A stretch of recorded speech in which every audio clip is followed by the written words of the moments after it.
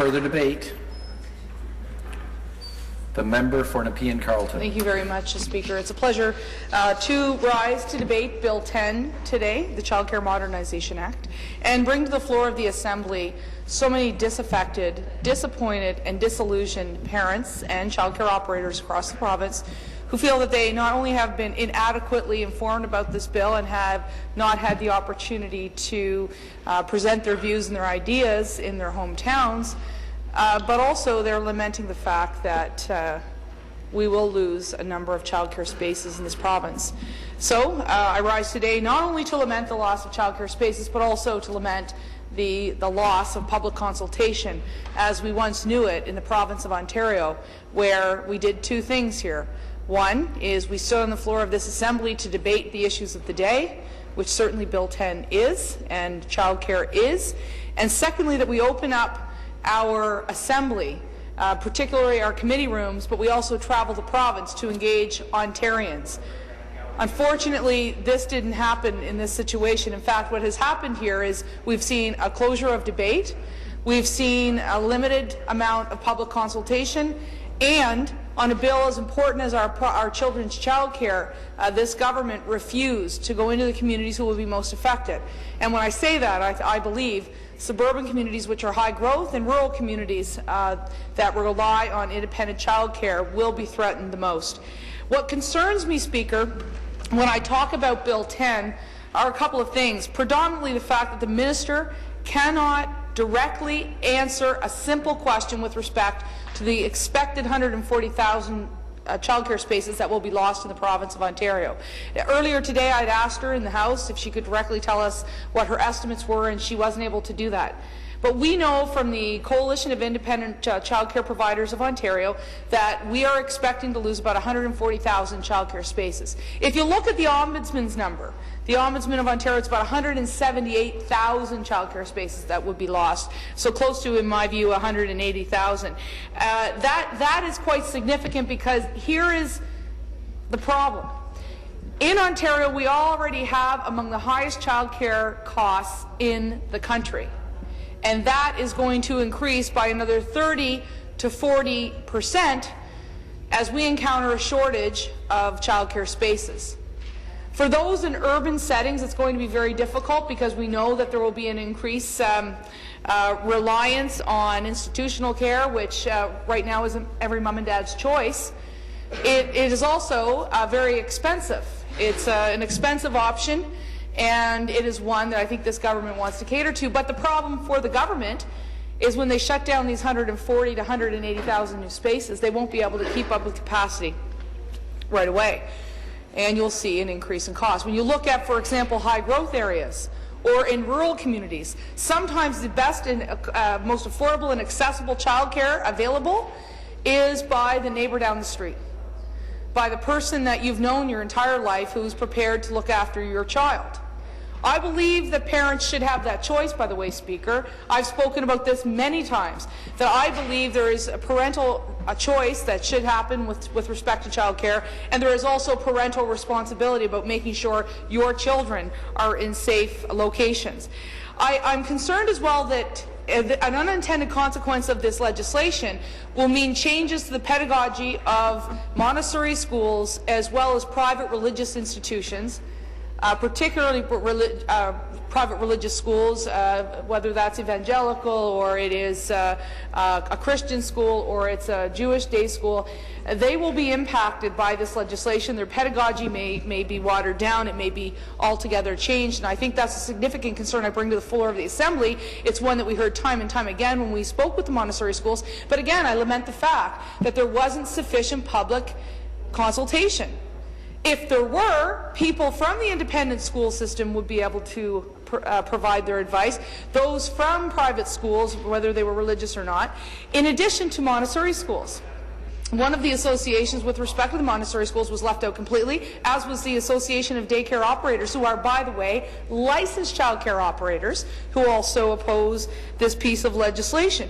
The government from time to time will talk about Bill 10 being about safety and security and quality. But if you're watering down pedagogy how does that improve quality? If you're increasing ratios to some extent in other settings, how does that improve quality? And Speaker, I have three fundamental questions when we speak about security. This bill does not deal with increased inspectors. If you want to talk about safety and security, you must increase the inspectors. This bill does not talk about an independent registry for unlicensed child care providers, which is, by the way, what they want. If the government was worried about increasing safety and protection of children, they would allow them to have an independent registry so that they could talk about, so that we could assess CPR, police checks, all of those sorts of things. And finally, Speaker, where are the tougher regulations? There aren't. They're just closing down a number of spaces. They're not increasing regulations. They're not making anything more difficult. They're just closing them out entirely. If this government actually was concerned about regulatory environment or regulatory changes, they would have enforced the regulations in the first place. This is why we ended up having this bill to begin with. But this has little to do with improving quality. It has little to do with improving safety. It has everything to do with moving this province toward institutionalized universal child care, which right now Quebec is wondering if they're even going to continue to do. If you look at who's doing it in the nation at the moment, it is our neighbors to the east, Quebec. They are right now contemplating getting rid of their $15 a day child care. But this is what this bill's intent is, in my view, is a move toward universal child care at the expense of parental choice, at the expense of quality of care, and at the expense of affordable child care in the province of Ontario. I do not agree with Bill 10. I will continue to stand up against this government as long as I stand in this legislature when it pertains to child care, because I believe fundamentally they have gotten it wrong. I'd like to read into the record. I spent the weekend actually speaking with a lot of independent child care operators and those who operate Montessori schools who are very concerned with the catastrophic effects that this legislation will have. And I asked a number of them to send me emails, and I won't get to them all, Speaker, because there were so many of them, but I want everyone at home. And I know there are hundreds, if not thousands, of parents and child care operators watching these debates today. They're wondering why there aren't more people in the Assembly to listen to this, to be part of the debate. They're wondering why they were shut out of public consultations. But as I have to close, because I do know I have other members of our caucus that would like to speak, I want to bring the perspective that the Child Care Providers Resource Network of Ottawa-Carleton. I met with this group over a year and a half ago when I was the then education critic for the official opposition. I told them I would stand up for them, and I have followed through with that.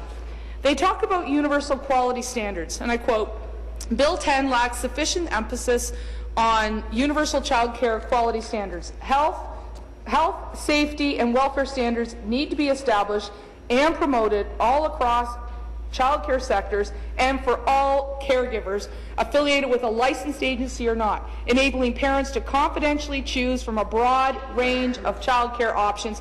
I agree with that. They further say parents need assurance that standards of quality in a home setting, once established, are available in every setting, regardless of their caregiver's affiliation with a licensed agency. Second, they talk about skill building and quality enhancement measures, individual licensing or registry.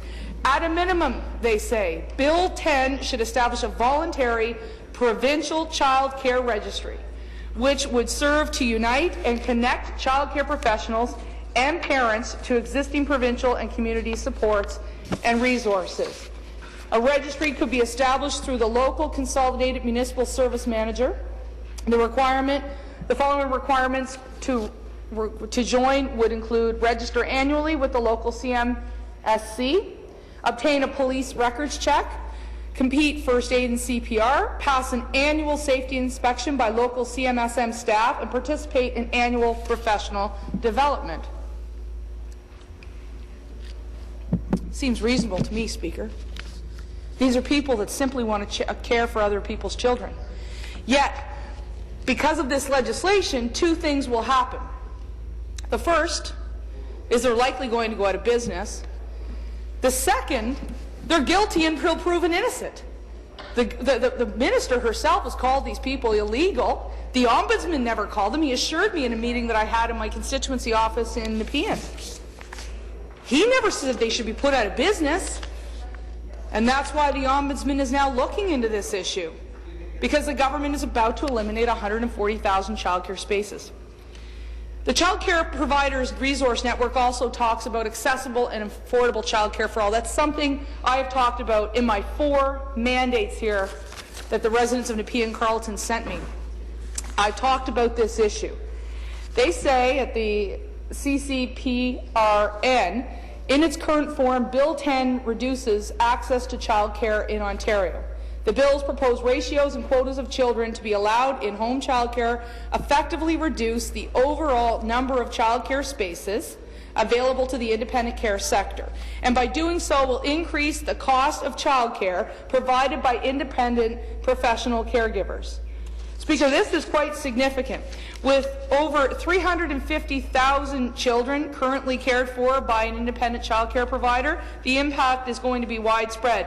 There will be more children requiring child care, fewer spaces are going to be available, and there will be fewer and fewer options.